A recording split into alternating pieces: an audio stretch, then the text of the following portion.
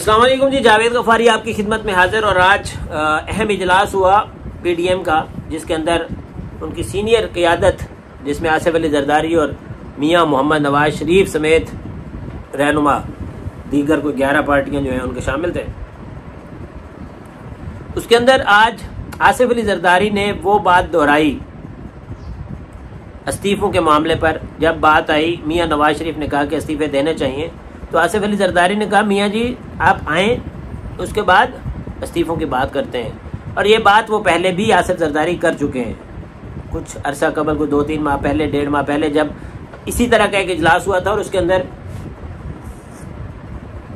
नून league की तरफ से ही आया था कि इस्तीफ़े जमा करवाने चाहिए। और उसके बाद इतने जज्बाती कुछ लोग तो इस्तीफ़ा लेके चले गए, और वो भी आगे स्पीकर कौमी असम्बली असद कैसर ने चुस्ती से दोनों इस्तीफ़े एक्सेप्ट कर लिए कि आए जी आके ज़रा पेशी दें और उसके बाद कहें कि हमने ये इस्तीफ़े दिए, तो आए जी मंजूर करते हैं। और उसके बाद वो सारे इस्तीफ़े की पंड पता नहीं किधर रोक के मरीम नवाज गुम हो गई कि वो पंड कहाँ पे रखी है इस्तीफ़ों की, और उसके बाद वो गायब हो गई।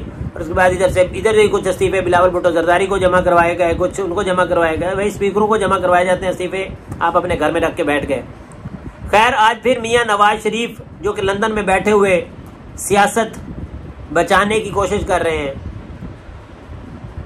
उनकी बेटी की जान खतरे में है। उन्होंने कहा, आज इसके ऊपर मेरा शो था इंडियन चैनल पर, वो भी परेशान है कि जी मरीम नवाज की जान खतरे में है, और मियां नवाज शरीफ भी परेशान है कि मरीम नवाज की जान खतरे में है। अब हम परेशान है कि कौन है वो, इसलिए नहीं कि मरीम नवाज के पीछे कौन है या मारने वाला कौन है, कि वो किससे खतरे में है। आर्मी की बात कर रहे हैं, मिलिट्री की बात कर रहे हैं। इमरान खान का ऊपर उन्होंने नाम लेके इल्जाम लगाया मियां नवाज शरीफ ने, और कहा कि इमरान खान और आर्मी होगी पीछे जिम्मेदार अगर मरीम नवाज को कुछ हुआ। और भाई, मरीम नवाज को आपने खुद कुछ कर दिया तो उसके पीछे भी आर्मी जिम्मेदार होगी, और अगर कुछ ना हुआ तो फिर कौन जिम्मेदार होगी। अब तक आपको कुछ नहीं हुआ तो कौन जिम्मेदार है, अब तक मरीम नवाज को कुछ नहीं हुआ तो कौन जिम्मेदार है।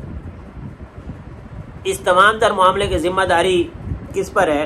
बाकी वो मजे के रिमार्क्स आए थे अभी थोड़ी देर पहले, मैं देख रहा था। अदालत उज़्मा यानी कि सुप्रीम कोर्ट के सीनियर जज की तरफ से कुछ रिमार्क्स आए, तो मैंने कहा कि वो भी मैं आपकी नज़र कर दूं। जनाब जस्टिस उमर अता बंदियाल साहब के रिमार्क्स आए हैं। उनका कहना था, मेरी फैमिली ने 2018 के इंतखाबात में वोट डाला और वापस आकर पोलिंग अमल की तारीफ की। 2018 का इंतखाबी अमल पुरअमन था और इलेक्शन पुरअमन होने की वजह फौज की तैनाती थी।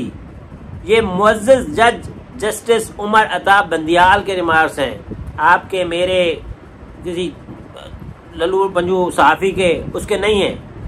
उन्होंने कहा, दोबारा ज़िमनी इंतखाबात तो हर सूरत होगा, ताहम चंद पोलिंग स्टेशन पर या दोबारा पूरे हल्के में होगा, इससे मुताल्लिक फैसला करना है। डस्का इंतखाबात में फौज तैनात ना करना इलेक्शन कमीशन की गलती थी, जिसके ऊपर कल वफाकी हुकूमत ने PID में प्रेस कॉन्फ्रेंस की और उसमें कहा कि इलेक्शन कमीशन मुस्तफी हो जाए, क्योंकि इलेक्शन कमीशन ने डेस्का वाला इलेक्शन करवाया और इलेक्शन कमीशन ने ही आपका कौमी असम्बली में सेनेट का इलेक्शन करवाया। उसके बाद जो कारकर्दगी थी उसके ऊपर वफाकी हुकूमत ने कहा है अपने इलेक्शन कमीशन को कि आप मुस्तफी हो जाएं, आपसे काम नहीं होगा। उसी डेस्का वाले केस के ऊपर आज सुप्रीम कोर्ट के जो रिमार्क्स हैं वो भी शर्मनाक हैं। इन रिमार्क्स के बाद तो वैसे भी मुस्तफी हो जाना चाहिए। अब इसको डिफेंड कौन कर रहा है? इलेक्शन कमीशन पाकिस्तान का इदारा, पाक फौज पाकिस्तान का इदारा, पाक फौज आपकी जान के खतरे का मुझे बन रही है, और इलेक्शन कमीशन के ऊपर आपको तकलीफ हो रही है कि उससे क्यों इस्तीफा मांगा जा रहा है। और भाई, आप न 3 में न 13 में आप अपनी 11 पार्टी जो वो है एजेंडा, 11 पार्टियों को इकट्ठा नहीं कर पा रहे, आप उनसे तो वोट ले नहीं सकते हो। मौलाना गफूर हैदरी बेचारा एक मुअज़्ज़ज़ आदमी था, शक्ल से लगता था, दाढ़ी शाड़ी रखी हुई है, उसको आपने जिताया नहीं है, उसको आपने हरा दिया।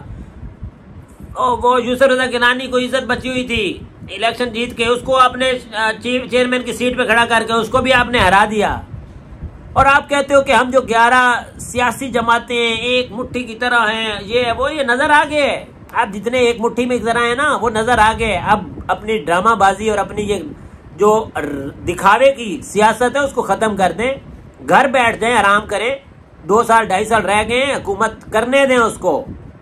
वो एक नया बंदा फंस गया तुम्हारे चक्कर में, चंगल में फंसाने की कोशिश करो, लेकिन वो नया बंदा इतना भी नया नहीं है और ना ही वो इतना भागने वाला खिलाड़ी है।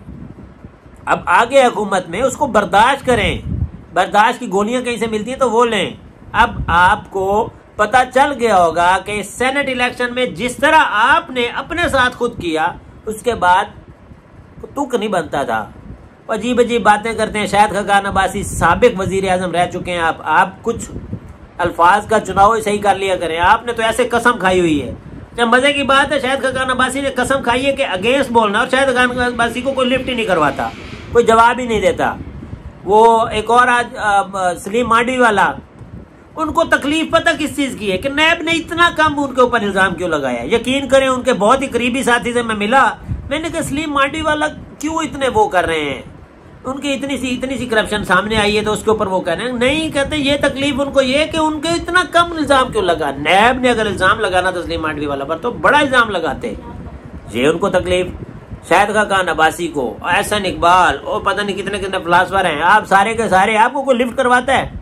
आज की खबरों के अंदर या तो असद जरदारी की बात चलेगी या मियां नवाज शरीफ की या मौलाना फजल रहमान की, और बाकी जो आप लोग सारे मामे चाचे बने होते हो, कुछ खुदा का खौफ करो। आपको अपनी सेल्फ रिस्पेक्ट का कोई ख्याल है?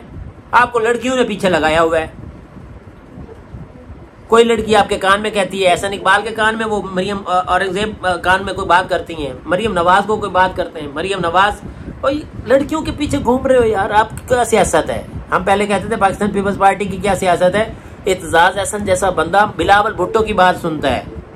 इधर तो और काम खराब है, इधर तो बहुत ही हाल खराब है। बाकी रही पीडीएम, इन्ना लिल्लाह व इन्ना इलैहि राजिऊन, मुस्लिम लीग नून के साथ जो जो मिलेगा वो इन्ना लिल्लाह व इन्ना इलैहि राजिऊन होता जाएगा। अब इलेक्शन कमीशन का जो ये रिमार्क्स आए हैं सुप्रीम कोर्ट के, उसके बाद तो वैसे ही उसको चाहिए कि अब इनफ इज इनफ। उसको ख्याल करना चाहिए कि जिस काम के लिए वो आया था वो नहीं कर पा रहा, चाहे ये राजा साहब कर रहे हैं या नीचे कोई कर रहा है, उसको खुद थैंक यू वेरी मच करके चले जाना चाहिए। लेकिन इज्जत किसको प्यारी होती है? ना ही पाकिस्तान मुस्लिम लीग नून को, ना ही पाकिस्तान की वो 11 जमातें जो अपने आप को खुद ही दीवार के साथ लगाना चाहती हैं। क्या आवाम को आप पागल समझते हैं? अब पागल आवाम नहीं रही। अब आपके जलसे जुलूस खत्म हो गए, जितने आपने निकालने थे वो निकाल लिया। अब शायद 26 को आप एक और जलसा निकालने लगे, लेकिन उससे पहले आपका अपना जुलूस निकल चुका है। पाकिस्तान को आगे चलने दीजिए, पाकिस्तान को बढ़ने दीजिए। पाकिस्तान का अगर कोई इतना सा ख्याल है आप लोगों को तो कुछ खुदा का खौफ करें और पाकिस्तान को बढ़ने में किरदार अदा करें, ना कि उसमें इमरान खान मरियम नवाज को क्यों मरवाएगा भाई? इमरान खान क्यों, उसको क्या फायदा होगा इमरान खान को मरियम नवाज को मरवाने का? बहुत बड़ी लीडर बन गई है वो। आपकी इस तरह की दकियानूसी और इस तरह की बेवकूफाना बातों से दुश्मन हंसता है इंडिया। यकीन करें, आज का टॉपिक यही था कि मियां नवाज शरीफ कह रहे हैं मरियम नवाज को कुछ हुआ तो इमरान खान और मिलिट्री जिम्मेदार होगी। अब बेवकूफो, कुछ खुदा का खौफ करो, कुछ अकल के नाखून लो। आप अंदाजा यहां से लगा लें कि पाकिस्तान की सियासत इस नहज पर पहुंच चुकी है कि उसको प्रोटेक्शन के लिए इंडिया प्रोग्राम करता है। इससे आप अंदाजा लगे। और किसको प्रोटेक्शन के लिए? मरियम नवाज की प्रोटेक्शन के लिए इंडिया काम कर रहा है। इससे और क्या खुल के बातें सामने आए कि नरेंद्र मोदी या इंडिया पाकिस्तान का दुश्मन मुल्क, लेकिन नरेंद्र मोदी पाकिस्तान के उस वक्त के वजीर आजम के घर का मेहमान। आज पाकिस्तान का दुश्मन मुल्क, लेकिन नवाज शरीफ की बेटी की प्रोटेक्शन के लिए वो आ रहा है। तो खुदा का खौफ करें। तो मिलिट्री तुम लोगों को बचा के बैठी है, आर्मी तुम लोगों को भी बचा के बैठी है। अल्लाह का शुक्र अदा करें कि हमारे पास पाकिस्तान आर्मी है, पाकिस्तान के इदारे हैं, पाकिस्तान की सुप्रीम कोर्ट ने जो रिमार्क्स दिए उसके ऊपर आप भी कुछ सोचें कि आपने ये किया क्या है, या करने क्या चाहते हैं, या करने क्या जा रहे हैं। मेरे पाकिस्तान को अल्लाह की अमान, अल्लाह ताला मेरे पाकिस्तान का हामी नासिर। और इसके अंदर जो भी नेगेटिव हैं, बिला तफरीक अल्लाह ताला करेगा वो गलत हों, जो पाकिस्तान के खिलाफ सोचते हैं, पाकिस्तान की तरक्की को नहीं होने देते, पाकिस्तान की तरक्की को रोकने के लिए किरदार अदा करते हैं। मैं अल्लाह ताला से दुआ करता हूं अल्लाह ताला वो 1 मिनट के लिए जिंदा ना रहे, वो दर बदर की ठोकरें तो खा ही रहे हैं, लेकिन वो जलील होकर मरे जो कि डिजर्व करते हैं कि पाकिस्तान की तरक्की को, पाकिस्तान को रोकने की जो कोशिश करते हैं, वो किस तरह घटिया मौत मरेंगे ये हम भी देखेंगे, हम देख भी रहे हैं। जिसने पाकिस्तान के अगेंस्ट काम किया, जिसने वो जलील हुआ। Thank you very much. Javed Ghaffari को इजाजत दीजिए।